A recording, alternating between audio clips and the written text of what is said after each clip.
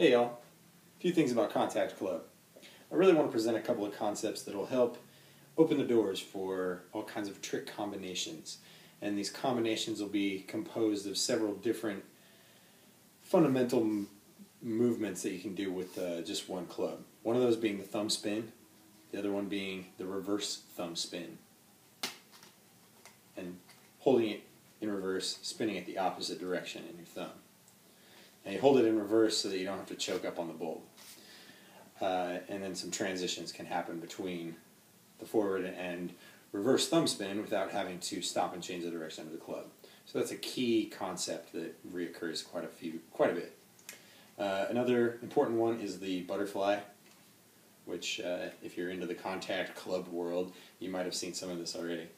And the other one, the reverse butterfly, is also an important one. It seems to have a tendency to have a little bit more horizontal circular momentum than the regular butterfly. That reverse butterfly especially comes in handy a lot.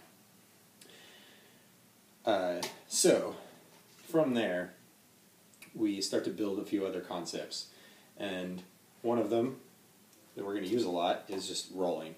So a roll over the hand, a roll over the elbow, a roll over the arm. You can do the knee, whatever you want. But to complement that, we have what I've been referring to as a fold.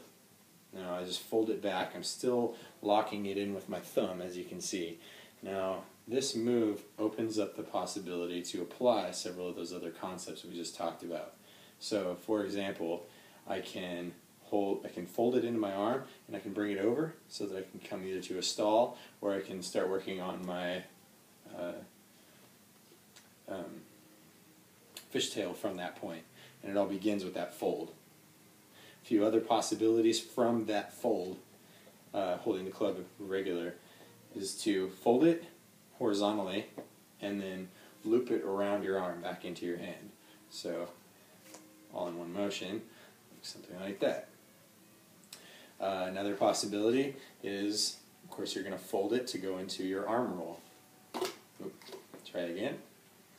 Of course, you can use the other hand, but it all begins with the fold and then the roll. A couple others that you might have seen before. Instead, we'll hold it in reverse, but we'll still use that same fold. Now it can be done in regular too, something like that. So that I folded and I folded my elbow in addition to folding the club. Folding the club, folding the elbow, and bam, I'm in position. Holding the club in reverse, turning my arm so that my thumb's pointing down. I fold it, although I can't hold on to the club very well because it's the big bulb, and then I fold it into this position here. Now this move has a lot of different implications in itself, besides just the fold. So fold into position. So folds, and starting with that fold of the club in the wrist, has a lot of different possibilities. Okay, a moment ago, before describing folds, I talked a little bit about the thumb spin. Now, the thumb spin is also an excellent access point for a whole host of other tricks, and can often start to connect to the different folds and other sequences of moves that you can do. So some of the ones that I use the most are the transition, which I already showed you, and also the stop, which involves accessing a certain point on the thumb spin, which is right when the club is on the back of my hand. Now as it comes back around, I reach my hand open so that the palm has the handle in it, and then I wrap it around my hand to a stop. So in real time it looks like that. And then you're in prime position for the last move we just worked on, to fold into place. Another key concept is to butterfly while thumb spinning. So once again we come to the point where the club is on the back of my hand. As it wraps around to the front of my hand and I get the handle in my palm, just like I did in the last move, I can actually butterfly from that moment. So in real time, it looks something like. And then I'm in a place for body rolls, I'm in a place to stall it if I want to, and switch back into a few other moves. That little move was just simply an arm curl, just like if I'm doing teacups, like a belly dancer or something. I'm just arm curling the club, only I'm being very gentle with it, and there's a moment when it's actually not in my hand anymore, so that I can keep it looking very smooth and as horizontal as possible. And it's just a little feely good move.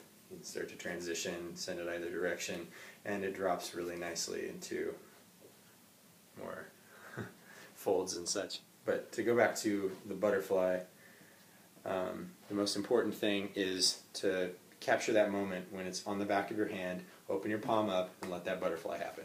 So it's more in real time. But as an access point, it's been incredibly valuable.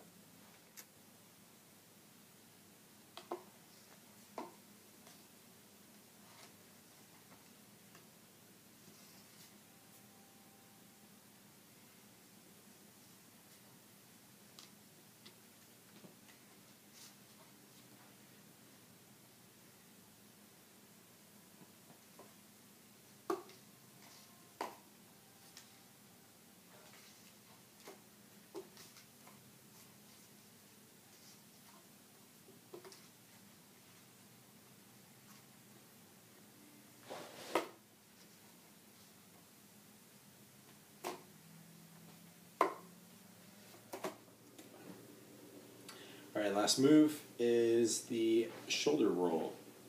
Now, the most important quality for me learning this move was having established my facing. So if I throw it from one side, it's going to roll over my back as I turn, so that the club never has to change its plane. It's always in the same plane. So, looking something like that.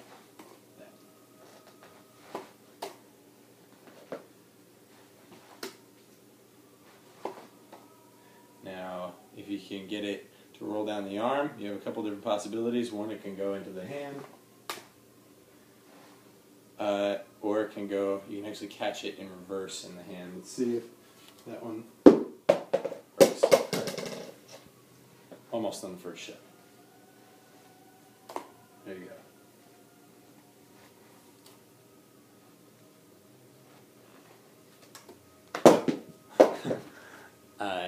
And also, you can throw it crossbody. So if I'm here, I can throw it crossing my arm. Oops. Now if you notice, I didn't turn my body enough. I just tried to throw it onto my shoulder. Didn't work right. So turning the body more. Also being sensitive to how far up on the body of the club it makes contact with my body. If it's too low, then it'll just bounce off me. If it's too high, it's going to fly off the back. So, gotta find that sweet spot. Ooh, ooh. Ooh. Yes. Okay, it also works with 3 clubs. For example, or I can crossbody it from here. I can even, whoops. You can trap it. Bang. And that's your little contact club tour. I hope you enjoy the exploration. Till next time.